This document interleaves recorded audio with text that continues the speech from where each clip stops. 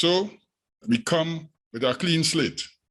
We take the imaginary duster and are using the same chart and we erase it. Notice on top there, it don't have 2,300 years anymore. It's now 2,300 days. The text at the bottom is still the same. And he said unto me, unto 2,300 days shall the sanctuary be cleansed. Everything else has been erased. Let us repopulate the chart with the truth.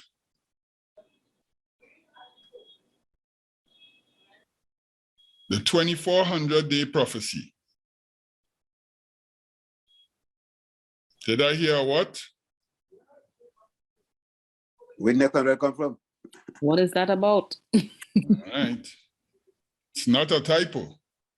Where the next 100 days come from? Mm-hmm. Okay, let's go. I have your attention. We are not working with 2,300 days this morning, 2,400 days.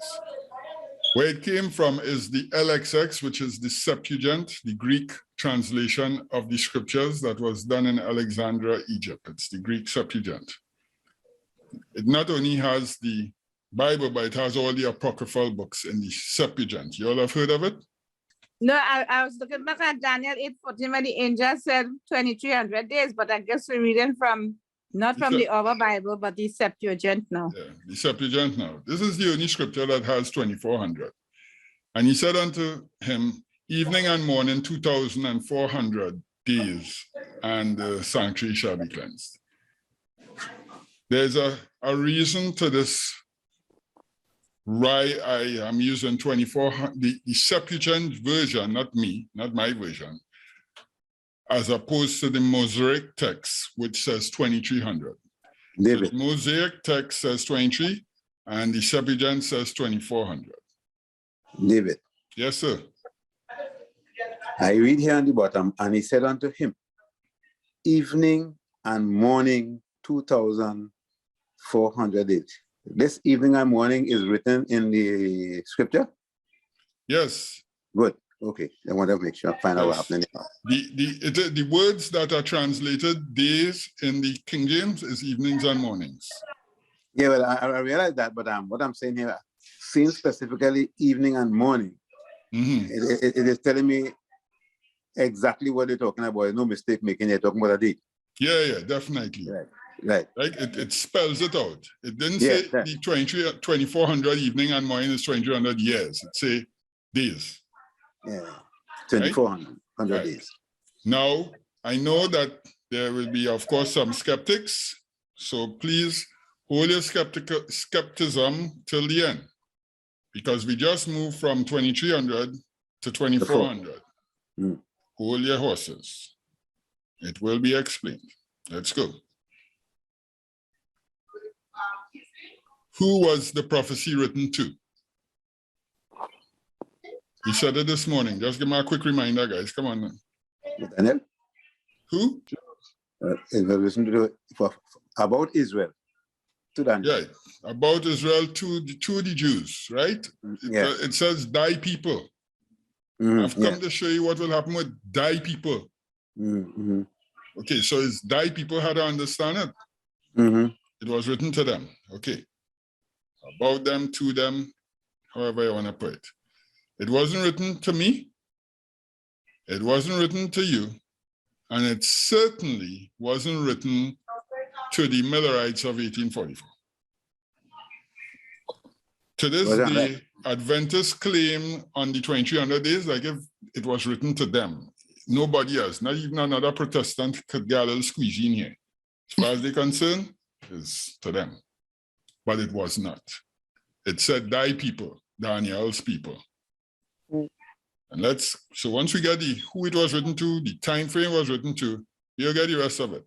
But most importantly, who is authorized to unseal a prophecy in the Bible? Revelation 5:5 just talks about Jesus. We don't need to read it. I think everybody's familiar with it when God held out the scroll and was saying who is available, who is authorized, to unseal the scrolls. Who's worthy? right? Who's worthy? The Lamb, which taketh away the sins of the world. That same Lamb is the only one with the authority to open seals.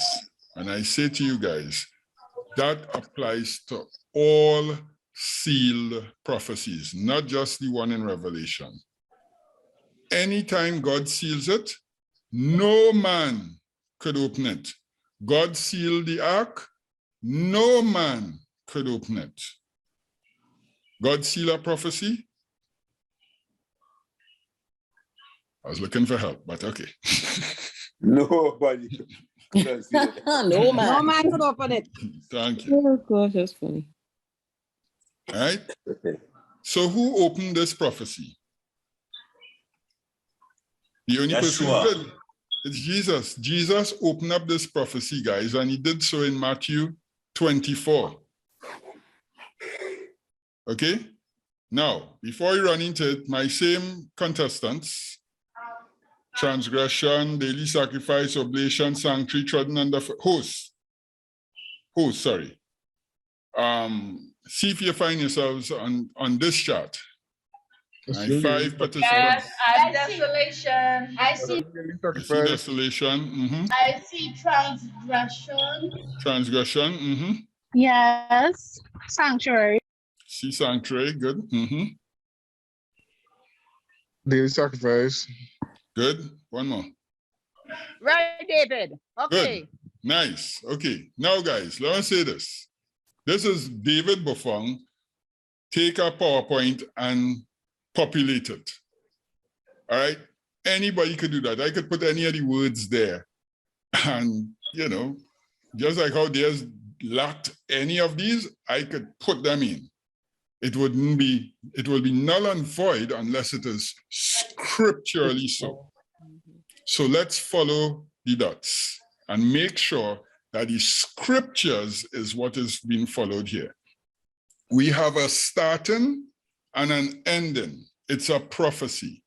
And something I need to mention here now. If God, no, let me use this example. You know that Joseph told Pharaoh 7 years of plenty and then 7 years of famine, right? Could you imagine if the first 7 years passed and then, well, 2 or 3 years into the famine, by that time, you know, things will be bleak. 2 to 3 years into the famine, everybody in Egypt scratching their head, even down in Canaan with Jacob and them, everybody scratching their head, what it is going on here, how this famine is so severe. We've never seen anything like it. Our famine does normally be for a year or 2. But look, we're on the 3rd year, what's going on? And then now Joseph comes with a chest puffed and say, well, I could tell all you what's going on. It really had, God did tell me that it had 7 years of plenty, and now we have 7 years of famine. So, you know, now we have 4 more years to go. No preparation would have been made. Everybody would have died. The point I am making here, guys, is that how could God give a prophecy, note the word prophecy, only to be understood working backwards after the fact? Then what is the point of a prophecy which God is famous for, telling it as it is long before it happened? What is the point if only in 1844 we could figure out from working backwards come up what it has happened? At the end of the prophecy, you now figure it out? Tell me what was the point of that prophecy. See if anywhere in the Bible matches that description where God will give a prophecy only to be understood after it done happened. Never happened. If so, we misunderstand the purpose of the prophecy. Exactly. And if that is the premise with which we start, then you're on the wrong foot long time. Yep. Every prophecy of God is given, as Peter says, for us to know what's coming, not past. Additionally, he told the prophets that he would not do anything without telling them first. First, not after. After. And furthermore, a prophecy is a prediction of things to come. And furthermore, the fulfillment of a prophecy is something that you could see and know that this is the fulfillment of the prophecy that we have heard ever since back then. And that's what makes it so awesome. That's what bigs up God. It's the difference between him and the devil. The devil cannot do this. He don't have no authority to do this.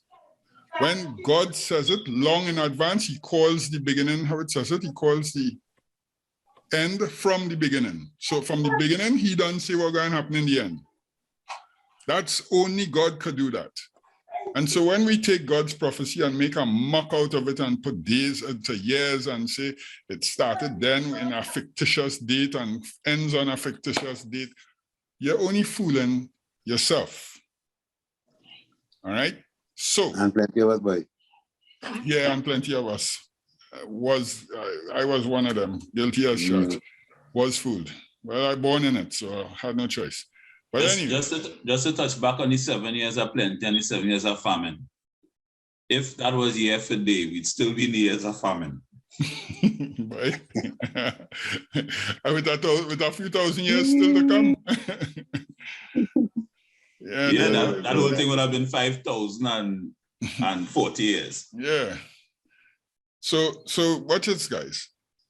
That out of the way. Let's deal with just the facts, please. Let the grown-ups speak now. Let the grown-ups join the conversation and this childish nonsense stop. Okay? We have here a prophecy, and we as modern day today's Christians had to look back in time to see when it began and when it ended. But we have to look through the lens of the people who lived through this prophecy. What was the point of giving it to them if it's only afterwards then they'll know, hey, you know that prophecy what Daniel said just fulfilled by? Yeah, boy, I did one day, no. What would be the point? It's for those people, the Jewish people, that's one. The time frame within the age of the Jews, which ended with the destruction of Jerusalem and its complete, the Romans desolated the whole land. That's the end date. But the end date is so important as the beginning date. The beginning date is what we need to see. Did they figure that out? And if they did, then we have a winner. If they didn't, then it didn't make sense of giving this prophecy. So first thing, who supposed to open it? Jesus. When did he open it? Matthew 24:15. Anybody run with it? And give me Luke 21:20. This is the start point, guys. And this is who was authorized to open it, opening it. Matthew 24:15.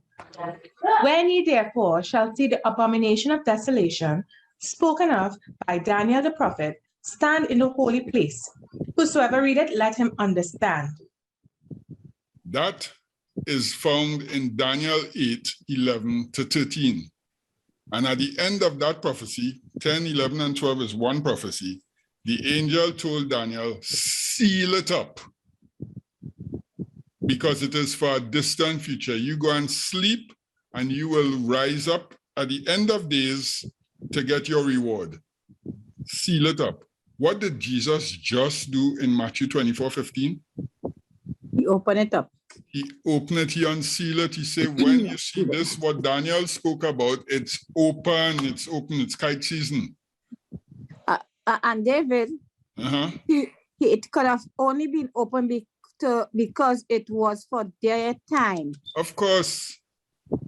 And he's telling them it's for useful information for them. They are the ones who need to know how to put what foot in front and what foot behind. Yeah, because it's an enlightenment for them to start watching. They had to start watching, become watchers. Remember, he said, the question that led to all this is, when will this city be destroyed and Jews and the temple be destroyed and so on? And what will be the sign of your coming? That and the end of the age. That was the question that led to him opening it. So obviously, it's opening has something to do with that. The abomination of desolation spoken of by Daniel the prophet. But Luke does us a favor and translates it into common language. So that there could be no distortion as to what exactly he's speaking about. Luke 21:20. Mark 13:14. Give us the Mark 20. first. Give us the Mark first. Because Mark is like Matthew, but a little different, and then we'll take Luke. But when you shall see the abomination of desolation spoken of by Daniel the prophet, standing where it ought not, let him that readeth understand. So then, he says, then let them that be in Judah flee to the mountain. Amen. Amen. So Mark says, standing where it ought not. The abomination of desolation is standing where it ought not. Matthew didn't tell us that. And that part at the end, they're very important. I left out just now. But when you see that, that was the signal to run. Guys, the whole point of giving the prophecy was to give them the marching orders to get out of Dodge. What would be the point of understanding it after it's too late? If I tell you get out at the beginning, from the time you see this happen, run, then what is the point of you understand it in 1800s? Luke 21. Lost you though. Long time you're dead. Luke 21:20. When you see Jerusalem being surrounded by armies, you will know that its desolation is near. Right? And if you read the verse after again, run, right? So this is the whole point of this prophecy. It was sealed until the time of the end, when Jesus, the only unsealer, the one who gave the prophecy in the first place and who sealed it up, the only unsealer, opened it up. You know, in Revelation 10, John heard 7 thunders talk and say something.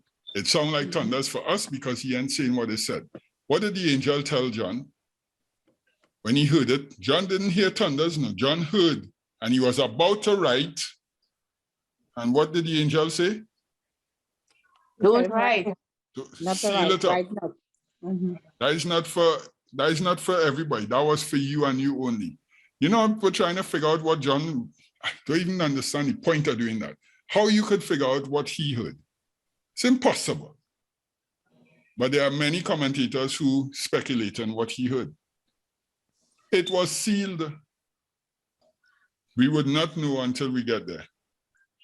Nah, man, everything, now we see through our glass darkly. When we get there, everything will be revealed. Trust me. All right. We wouldn't be denied that knowledge. Okay. Right. So here it is now.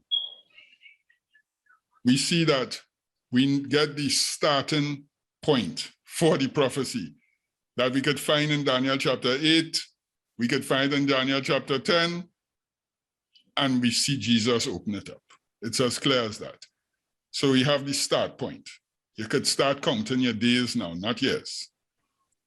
2400, not 23, will be explained as we go along. So first part is, when did this happen? When did the Christians get out of Dodge? A lot of commentators have AD 70 when Titus surrounded the city. Guys, if the Christians had waited until AD 70 to get out of Dodge, they would have been all in the rivers of blood floating down to Jerusalem. You see, when Nero sent Vespasian, and I always send these little videos. I hope you all looked at the one that I sent this week. It's just a 5-minute one. Yeah. Right? When Nero sent Vespasian to Jerusalem after the rebellion in AD 66, they started from the coast of Caesarea, methodically wiping out every city in Judah off the map. That's why Jesus didn't say run from Jerusalem. He said get out of Judea. Anybody who was left in Judea was killed. And that started in 1866. I mean, 1866. Autumn of 1866 is when the rebellion took place. You want to know what the stopping of the daily sacrifice was? Those Sicaries, another name for assassins with little daggers, they killed the high priest and they said, no more sacrifice for Nero. And short story, to bring it together for everybody, the reason why they were doing that is because of the same prophecies in Daniel, with Daniel 9. They were expecting a Messiah to come. And they took it into their own hands. They say, look, he's taking too long. Let me push the envelope and rebel against Rome, because it's time that our Messiah comes, is during the Roman Empire, and makes us, you know, top of the food chain as it used to be under the days of David and Solomon and our fathers, okay? It's time, it's our turn. And how they decided to go about it is to stop the daily sacrifice for the emperor, Nero. Last week, we discussed Ezra chapter 7. The real Ezra chapter 7 reads that Artaxerxes gave Ezra treasures and says, buy cattle and sacrifice for me and my sons and my children and our nation. This was a custom that they had to do every single day. All right? So, guys, this custom, as we saw, we did it last week with Artaxerxes, this continues with every of the overlords. Not just Nero, all of the emperors from time immemorial, the priests sacrifice on their behalf daily. And guess what? They sponsored their own sacrifice. And the priests didn't have the power out of their pocket to get the sacrifice. Just as Artaxerxes, that custom continued. Nero sent money to Jerusalem for his sacrifices, his daily sacrifices. And they said, we done with that. And you read Josephus, book 2, it says that signaled the beginning of the Jewish-Roman war. Just as it says in chapter 8 of Daniel. By the way, a lot of people don't know this. Josephus was a priest. He wasn't only a historian, turncoat, rebel leader turned Roman advisor. Josephus started out his life as a priest. So he was well familiar with scriptures. It started, the daily sacrifice season was according to the historian Josephus, was the official start of the end. And that began in autumn AD 66. There are a few sketchy dates where I was concerned. He doesn't give an exact date, and so but he gives events around the date. So the exact date, there's a few different ones out there. That's not necessarily a problem. It was the signal to run, and it was the daily sacrifice that ceased, that caused the whole thing. The transgression, the word in your King James says transgression, it's also rebellion. If you click on it, you'll see it's a rebellion that they started. They rebelled against Rome. Remember when they went into Babylon, a whole set of them wanted to rebel, and God told Jeremiah, tell them, cease and settle. Make sure and build houses. Do not rebel, pray for your captors, etc., etc. That was the principle God laid down. When you're under Rome, and then even Jesus came and said, he said, give unto Caesar what is Caesar's, and unto God what is God. Jesus didn't have no rebellious spirit in him. But they had the wrong impression. Moving on. 1,290 days. You know where that came from? Daniel chapter 12, verse 11. But you want to read it? Find it and read it. Right? And the other texts there, feel free to read them in your own time. I'm trying to move on a little faster. But the 12:11, just to get the 1,290 days. Thanks. All right. Daniel 12:11. And from the time that the daily sacrifice shall be taken away, and the abomination that maketh a desolate set up, there shall be 1,290 days. So from the time, according to Luke, that Jerusalem is being surrounded by the armies, and the abomination that maketh desolation set up, shall be 1,290 days, right? When you see Jerusalem surrounded, run. They were on the run, but they were counting. They weren't just running like headless chickens. You start your count, and every day you're keeping a check, either whether you had Google or whatever, you're keeping your check. Because at 1,290 days from that event, there will be something spectacular taking place. And what happened on that date? 3 days before Passover, exactly 1,290 days from the day that they stopped sacrificing for Nero, Titus brought the siege to Jerusalem and started to tighten the noose. He let people in, but nobody out. They were all coming for the feast of Passover. All who didn't know God, that is. Because once you know that Jesus died on the cross, you're coming and trying to keep no Passover no more. And yet, to this day, people trying to keep Passover. What's the length of time for the siege now? The siege actually lasted from the 14th of April, is on the Gregorian calendar, to the 8th of September, 144 days. That number just kind of rings a bell, doesn't it?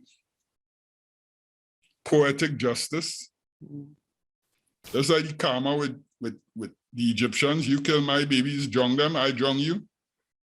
144 days for you, I'll save 144,000, 1,000 to 1. Just like how the Egyptians was 1,000 to 1 for every baby you drown, I take 1,000 of your men. Yeah. Here we see 144 days, I take 144,000 to be saved. Poetically justice. The first fruits. Next step, the first fruits. Said somebody read it, please. Daniel 12:12. BC, you should be right there. So just finish the next verse. Daniel 12:12. Blessed is the one who waits for and reaches the end of the 1,335 days. Right. So watch me, guys. Could this be speaking about dead people? As you see, I have highlighted their life. Could this be referring to dead people? Blessed is he who reacheth 1,000. So you pass the 1,290, great. You reach 45 days more, 1,335 days. Blessed are you if you reach there. Could this be like people who were dead and get resurrected or something? No, alive. No, you have to be alive. Blessed is you if you reach there. Right. Blessed are you among women, Mary. She's a living woman. You can't be blessed if you're dead. So, 45 days later, according to all our other studies, put it all together. What do we have then occurring next on the timetable? This started 3 days before Passover, and now we are at Sukkot, Pentecost. The next major event in Jesus coming in the clouds. That's right. He said, I am coming right at the end there, this generation, when Jerusalem is going to be destroyed, I am coming to save you. After the tribulations of those days. Blessed are they. That's the 144,000. That's the guys. Not see that. Live, count it down. The 1,290. Excitement growing. 35 days to go. Excitement growing. Just like now.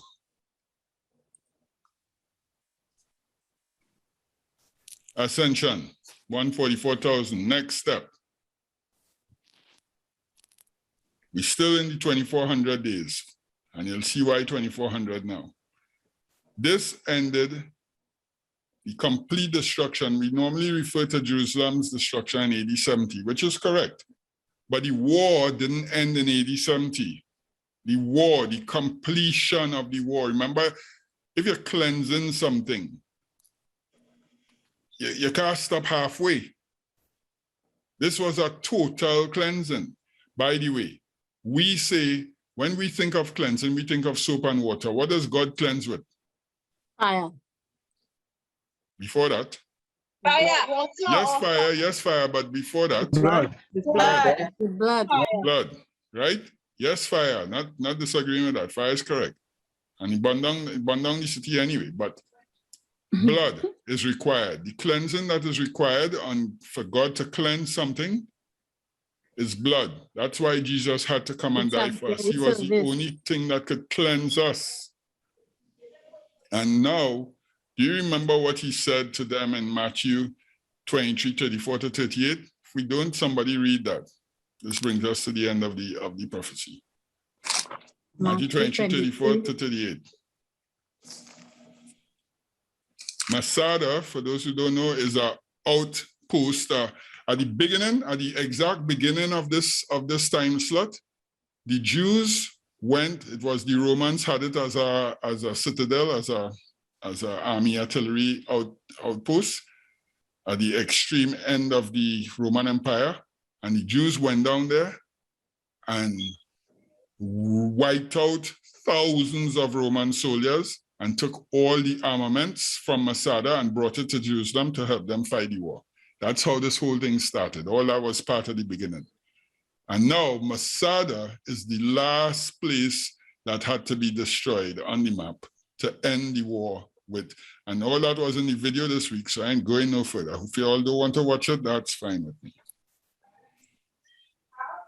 Matthew, you ready for Matthew 23? Sure, long time. 34 to 38. Wherefore, behold, I send unto you prophets and wise men and scribes, and some of them you shall kill and crucify, and some of them shall ye scourge in your synagogues and persecute them from city to city, that upon you may come all the righteous blood shed upon the earth, from the blood of righteous Abel unto the blood of Zacharias, son of Marachias, whom he slew between the temple and the altar. Verily I say unto you, all these things shall come upon this generation. O Jerusalem, Jerusalem, thou that killest the prophets and stonest them which are sent unto thee, how often would I have gathered thy children together, even as a hen gathereth her chickens under her wings, and you would not. Behold, your house is left unto you desolate. Right? What is being poured out upon the desolate? Blood. Why? They paid for every ounce of innocent blood from Abel to them. Straight down. They pay for Jesus' blood, Abel blood, and everybody else who afterwards, between the 40 years of 80 to AD 70, they paid for every ounce of it. That's what cleanses the sanctuary. The cleansing of the sanctuary. Now, I just realized I left out some, but I wouldn't go back to it this week. I wouldn't do all that because I know some of you will be tired. So David, I don't know if I missed it, but was there something specific, the abomination itself, that caused that start of desolation? Does it have anything to, did you mention that? Did I miss it? That would be, no, you didn't miss it. I just didn't read it. Daniel 11:31. That has anything to do with Antiochus Epiphanes? No. That's not true. No. Like I forgot to comment on that. Our next group of commentators relay this prophecy to Antiochus Epiphanes. Guess what's the biggest thing wrong with that? The events that happen in Antiochus Epiphanes are true. They are recorded in the book of the Maccabees, and everything about it is factual. Jesus even attended the the service, the feast for it, which is the Feast of Lights in the winter, right? He went to Jerusalem for that feast, and that is not one of the must-go-to feasts. So everything about it is kosher. But again, he didn't open or unseal the prophecy yet. So what would have been the point of the people during the Antiochus Epiphanes fiasco and the pig on the altar and all that?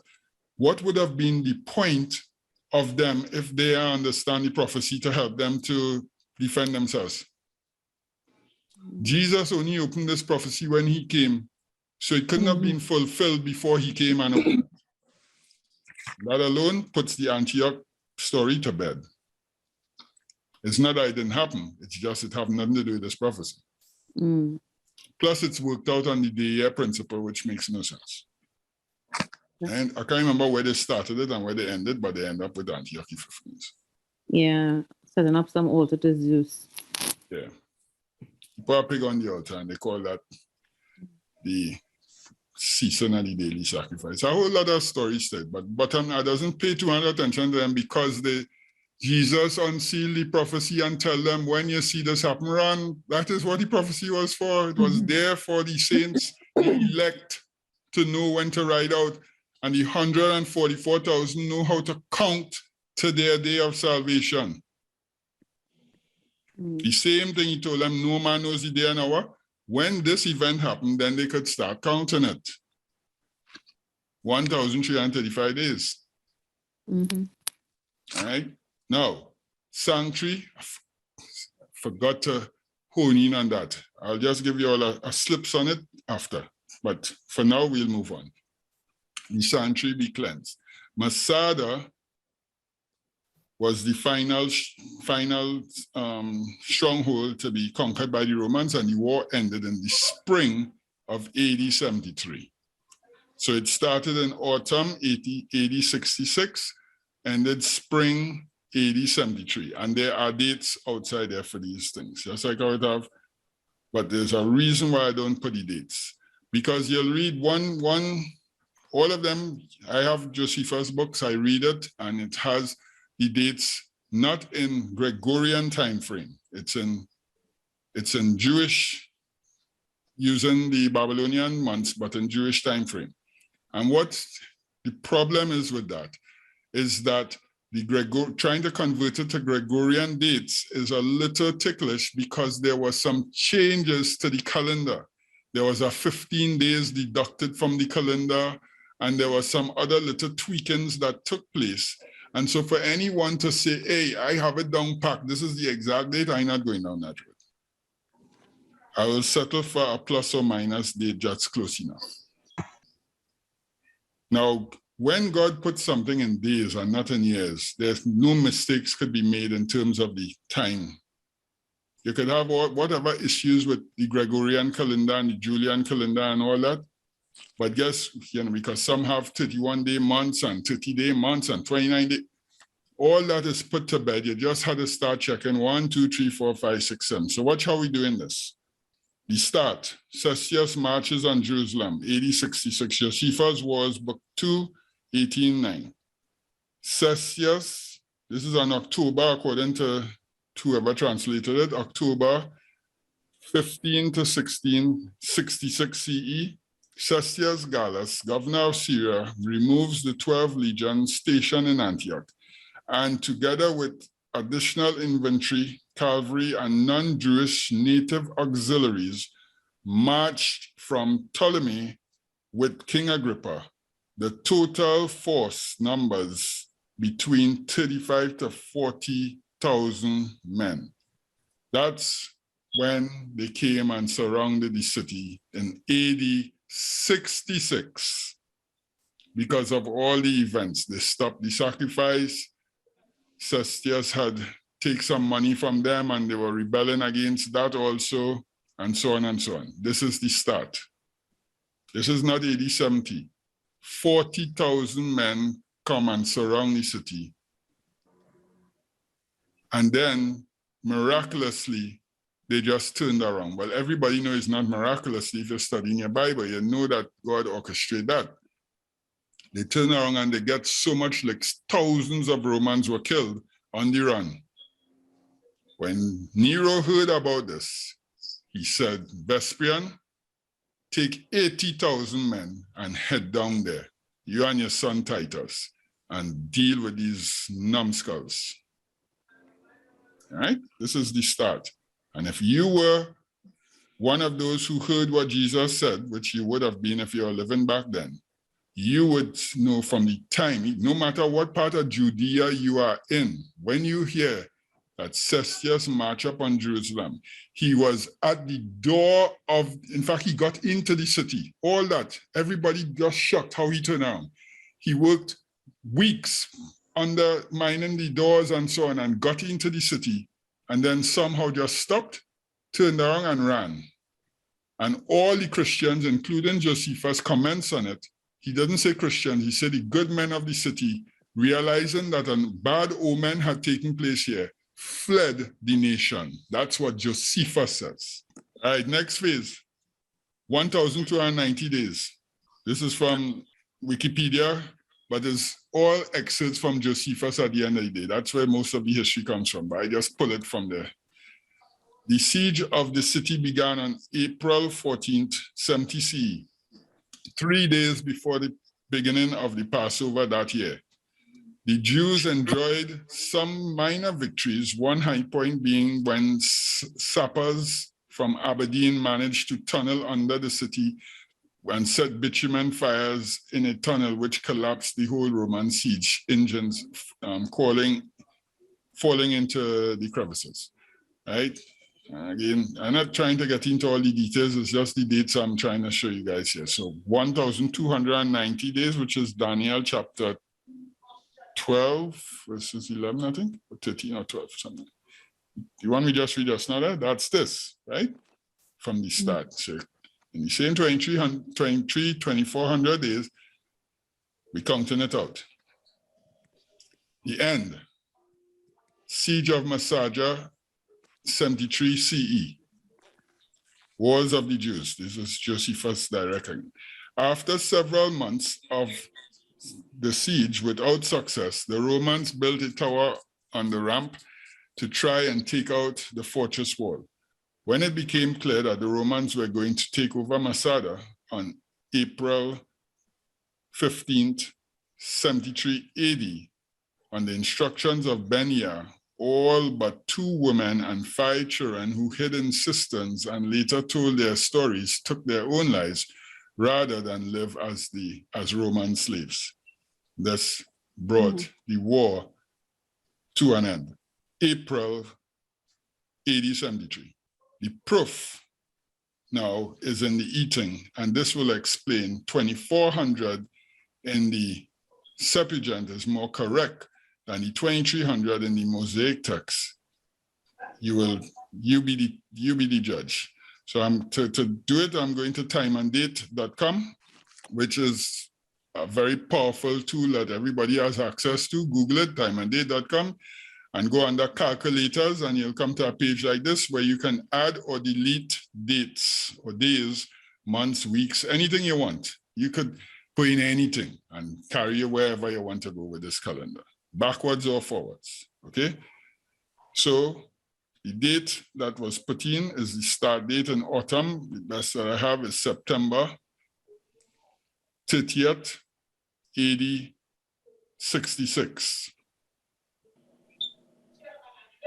This first chart here, and of course you can do it live, but we don't have time for that, is I added.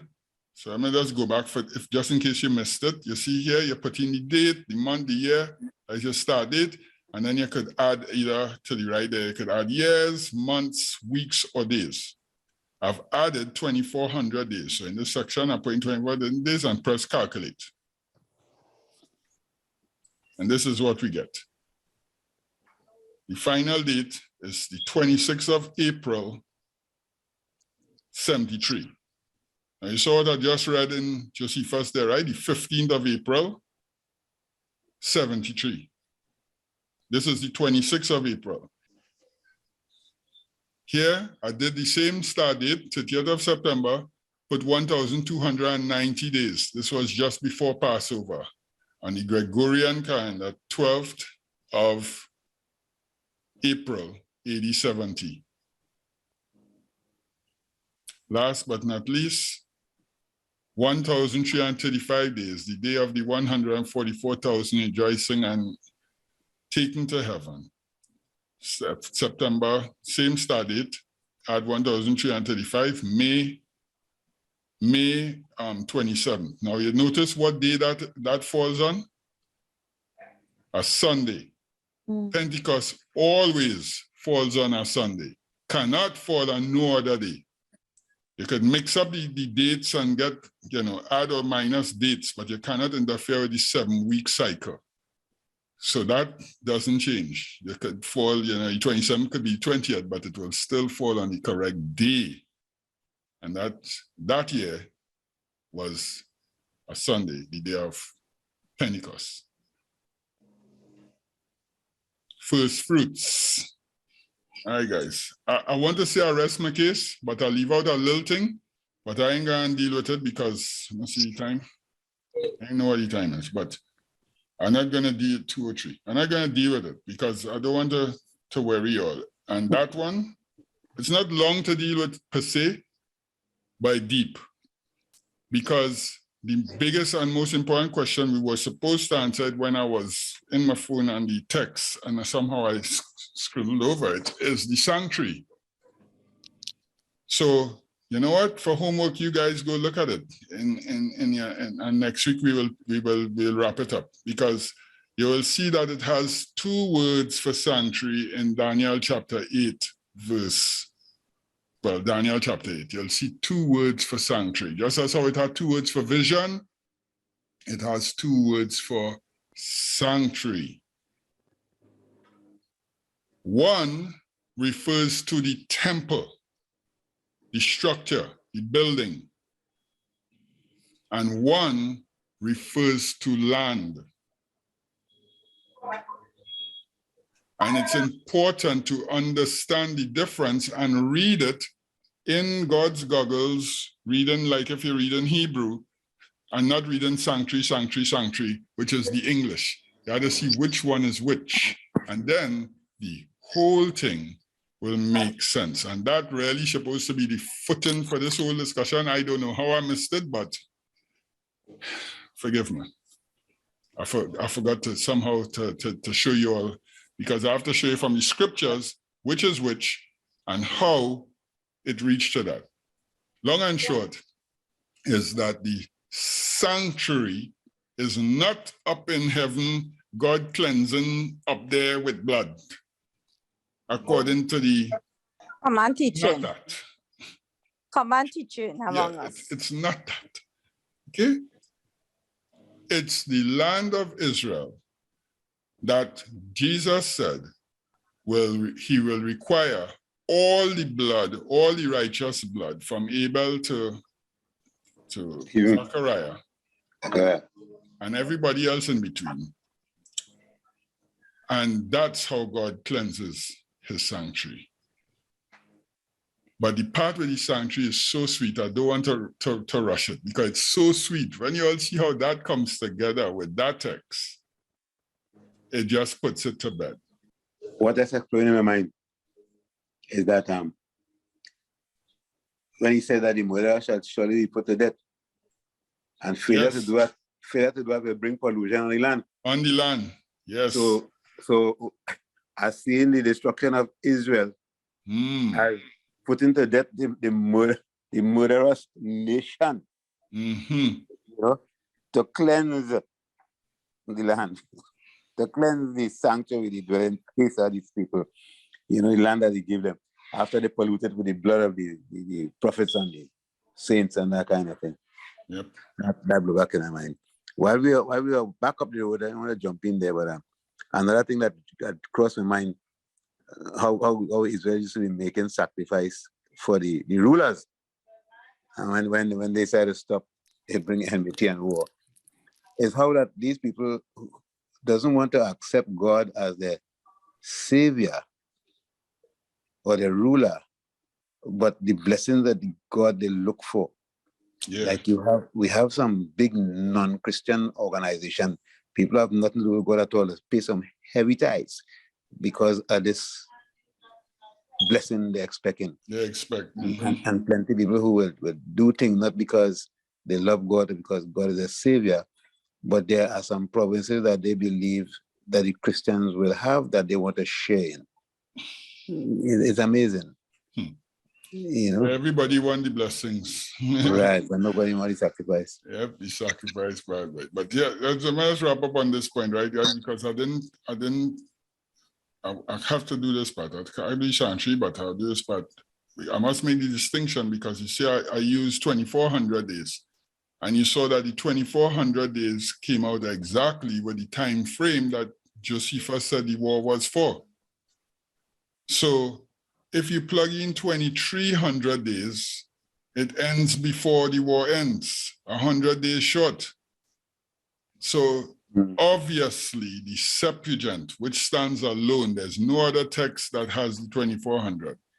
The Septuagint is the only one that has the 2,400, but it is, in my estimation, the correct date.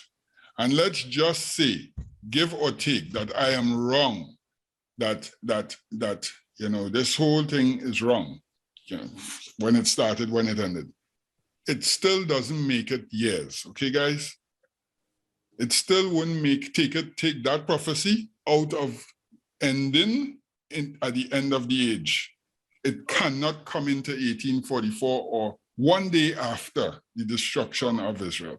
It can't come in because the disciples' clear question was, what will be the sign of that temple being destroyed and the end of the age?